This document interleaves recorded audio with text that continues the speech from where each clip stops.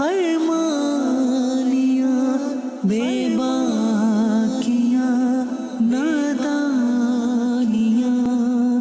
ہو کرم مشکل میں ہو سرکار میں مشکل میں ہوں ایک مرتبہ حضرت سیدنا موسیٰ کلیم اللہ علی نبینا وعلیہ الصلوۃ والسلام نے اللہ تبارک و تعالی کی بارگاہ بے کس پناہ میں عرض کی، یا اللہ اپنے حبیب محمد مصطفیٰ صلی اللہ تعالی علیہ وسلم کی شان و عظمت کی ایک جھلک مجھے دکھا دے۔ اللہ تبارک و تعالی نے ارشاد فرمایا، اے موسیٰ تو اس کتاب نہ لا سکے گا۔ باہر کے محمد صلی اللہ علیہ وسلم کے درجات رفیعہ نے بلند درجات سے ایک درجے کی فقط تجھے جھلکی دکھائے دیتے ہیں، لیکن یہ یاد رکھو کہ جب وہ جلوہ تمہارے پیش نظر ہوگا تو اس کے نور و عظمت کی وجہ سے تم بے ہوش ہو جاؤ گے۔ تو اللہ تبارک و تعالیٰ کی بارگاہ میں موسیٰ علیہ السلام نے عرض کیا، یا اللہ محمد مصطفیٰ صلی اللہ علیہ وسلم کو یہ عظیم درجہ کیسے حاصل ہو گیا؟ تو ارشاد فرمایا کہ ایثار کی بدولت۔ یہ بات جو اب ہو رہی ہے وہ ہم لوگوں کے بڑے کام کی، تو ہر بات کام کی ہے لیکن بہت آسان ہے، اس کو گرے میں باندھ لیجیے۔ اور پھر فرمایا کہ اے موسیٰ علیہ السلام کوئی شخص ایسا نہیں کہ اگر وہ عمر بھر میں ایک مرتبہ بھی ایثار کرے تو میں اس سے حساب طلب کرتے ہوئے شرما نہ جاؤں کہ اس کا مقام جنت ہے اور اس کے جس حصے میں وہ رہنا پسند کرے رہ سکتا ہے۔ یعنی کہ اگر زندگی میں کوئی ایک بار بھی ایثار کر دے تو پھر اس کا حساب لیتے ہوئے مجھے حیا آئے گی، کیونکہ اس کا مقام جنت ہے اور وہ جنت میں جہاں چاہے اپنی مرضی سے رہے۔ تو ایک بار زندگی میں ایثار کرنے میں اتنی بڑی عظمت ہے، تو جو بار بار ایثار کرے، بلکہ جس کی زندگی ہی سراپا ایثار ہو، اس کی عظمت و شان کے کیا کہنے۔ اور یہ صحابہ کرام کو مقام حاصل تھا علیہم الرضوان۔ ایسے ایثار کے ان کے واقعات ملتے ہیں کہ عقلیں حیران رہ جاتی ہیں۔ چنانچہ حضرت سیدنا عمر رضی اللہ تعالیٰ عنہ فرماتے ہیں کہ ایک صحابی رضی اللہ تعالیٰ عنہ نے بطور ہدیہ تحفتاً ایک صحابی کے گھر بکری کی سری بھیجی، منڈی، تو انہوں نے وہ سری کسی دوسرے صحابی رضی اللہ تعالیٰ عنہ کو اپنے سے زیادہ مستحق سمجھتے ہوئے ان کے گھر بھیج دی، تو اس نے وہ سری کسی اور صحابی کو اپنے سے زیادہ مستحق تصور کرتے ہوئے بھیج دی۔ اس طرح وہ سری پھرتے پھرتے چھٹے صحابی تک پہنچی، تو چھٹے صحابی نے وہ سری اپنے سے زیادہ مستحق سمجھتے ہوئے اسی صحابی کے گھر بھیج دی جہاں سے وہ چلی تھی۔ یعنی کوئی مطلب قبول ہی نہیں کر پا رہا تھا، لے کر دوسرے کو بھیج دیتا تھا کہ مجھ سے زیادہ وہ سری آ گئی، یہ تو بہت اچھی مطلب ہے کہ پسندیدہ چیز ہے، تو مجھ سے زیادہ فلاں مستحق ہے تو کیوں نہ وہ کھائیں، اس کے بچے کھائیں، وہ خوش ہو جائیں۔ تو اس طرح وہ بھیجتے رہے لیکن گھوم پھر کر وہاں آ گئی۔ اس واقعے پر اللہ تبارک و تعالی کی رحمت جوش پہ آئی اور اللہ تعالیٰ نے صحابہ کرام کی تعریف فرمائی اور سورہ حشر کی مطلب ایک آیت نازل کی۔ سورہ حشر کی پہلی رکوع میں وہ آیت وَيُؤْثِرُونَ عَلَىٰ أَنفُسِهِمْ وَلَوْ كَانَ بِهِمْ خَصَاصَةٌ وَمَن يُوقَ شُحَّ نَفْسِهِ فَأُولَٰئِكَ هُمُ الْمُفْلِحُونَ۔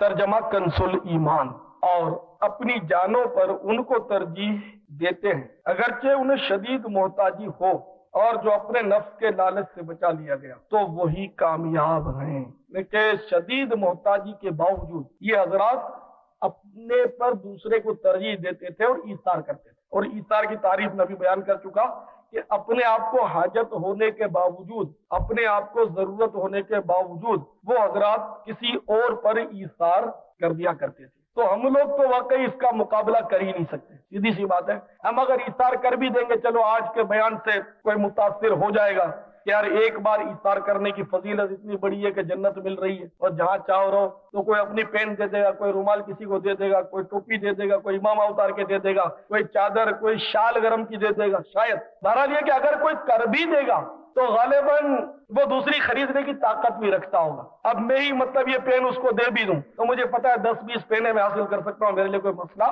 اتنا نہیں ہے. تو اس ایثار میں بھی اتنا مزہ نہیں آیا کہ مطلب یہ کہ میں دوسرا حاصل کر لوں گا, میں ایسا محتاج نہیں کہ نہیں خرید سکتا. مزہ تو اس میں ہے کہ حاجت ایسی ہو کہ جس کا نعم البدن اپنے پاس نہ ہوتے ہوئے آدمی دے دے. حضرت سیدنا طلحہ انصاری رضی اللہ تعالیٰ عنہ کا واقعہ بہت مشہور ہے کہ جب یہ آیت مقدسہ نازل ہوئی, لن تنالوا البر حتى تنفقوا مما تحبون, یہ چوتھے پارے کی ابتدائی آیت ہے کہ تم میں سے ہرگز کوئی شخص نیکی نہیں پا سکتا جب تک اپنی پسندیدہ چیز راہ خدا میں خرچ نہ کرے. پسندیدہ چیز. تو سیدنا طلحہ انصاری رضی اللہ تعالیٰ عنہ کو جوش آ گیا. قرآن کی آیت جب پتہ چلی تو بیرہا, یہ آپ کا بہت ہی پسندیدہ باغ تھا, بہت پسندیدہ باغ, بڑا بیش قیمت باغ تھا.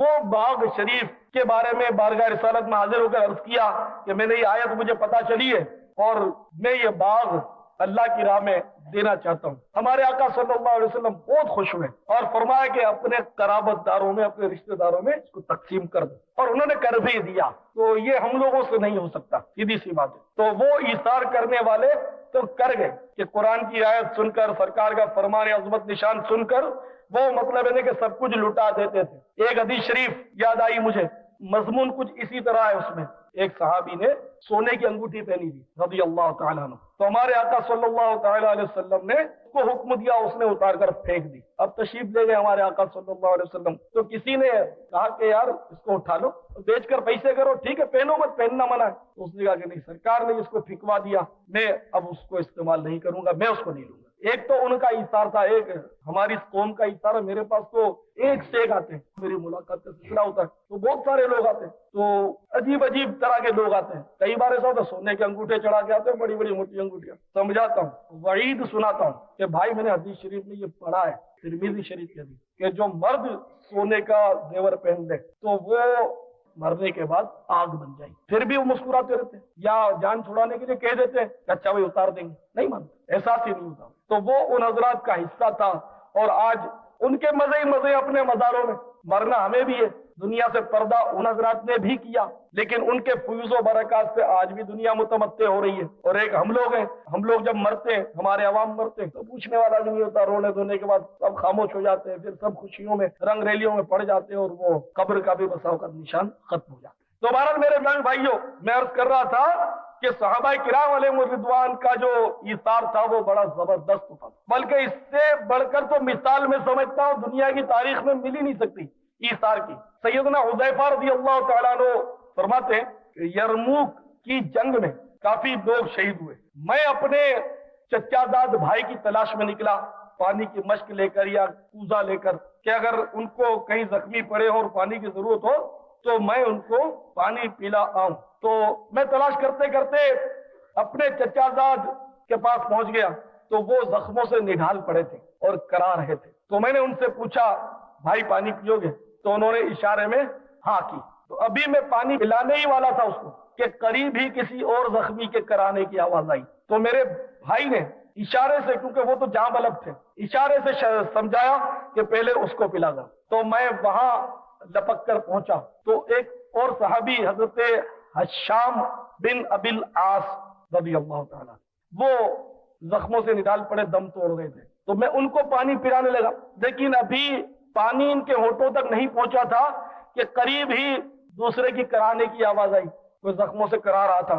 تو انہوں نے اشارہ کیا اشارے سے کہ اس کو پہلے پانی پلاؤ. تو میں لپک کر ادھر پہنچا تو دیکھا کہ وہ صحابی اب دم توڑ چکے تھے, جام شہادت نوش کر چکے تھے. تو میں تیزی سے حشام کے پاس آیا, حشام بن ابی العاص رضی اللہ تعالیٰ, تو وہ بھی جام شہادت پی چکے تھے.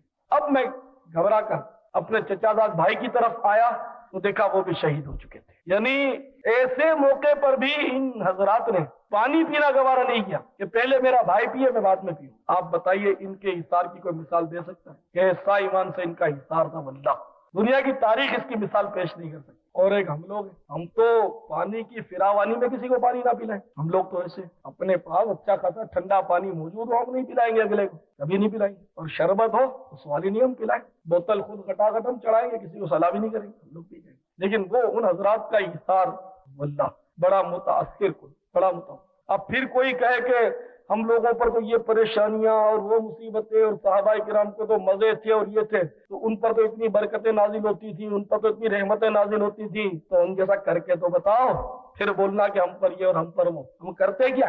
اور اگر کوئی عمل ہم نے کیا بھی تو ہزار ریاکاری اس میں شامل ہوتی ہے، ہزار مصلحتیں شامل ہوتی ہیں، ہماری ہزار مفاد اس میں شامل ہوتے ہیں، اور وہ حضرات محض اللہ تبارک و تعالیٰ کی خاطر کیسے کیسے کام کر گزرتے ہیں۔ اور ہمارے بزرگان دین رحمہم اللہ، ان کی بھی شانیں بڑی عجیب۔ ایک بار کچھ احباب کو گردن زنی کی سزا ہوئی، وہ چند افراد تھے اور سب اہل اللہ تھے، کسی جرم مقدس کی پاداش میں ان کی گردن مارنے کا حکم ہوا، اور یہ پہلے ہوتا رہتا، پہلے اس طرح کا ہوتا رہتا تھا کہ مقدس جرموں میں اولیاء کرام کو شہید کیا جاتا تھا۔ تو اس طرح مطلب یعنی کہ اس سے اگر واقعات دیکھنے جاؤ نا تو آپ کو بہت سارے ملیں گے کہ یہ مطلب یعنی کہ دنیا دار قسم کے جو خلفاء ہوئے یا بادشاہ ہوئے، ان لوگوں نے بڑے مطلب یعنی کہ قوم پر مظالم ڈھائے۔ تو اسی طرح بہرحال وہ چند بزرگ جو تھے وہ کسی جرم مقدس کی پاداش میں ان کو مطلب یعنی کہ قتل کا حکم سنایا گیا۔ جلاد ان کو لے آیا قتل گاہ میں، ان کی گردنیں مارے، تو ایک کو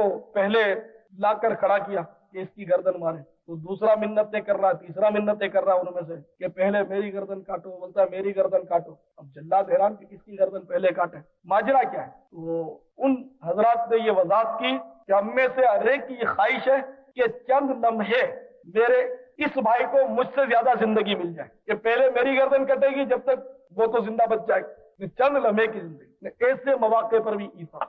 تو یہ ان حضرات کا حصہ تھا، اور ہم لوگ مطلب ایسا بہرحال سوچ بھی نہیں سکتے۔ ہائے نا فرمانیاں بے باکیاں نادانیاں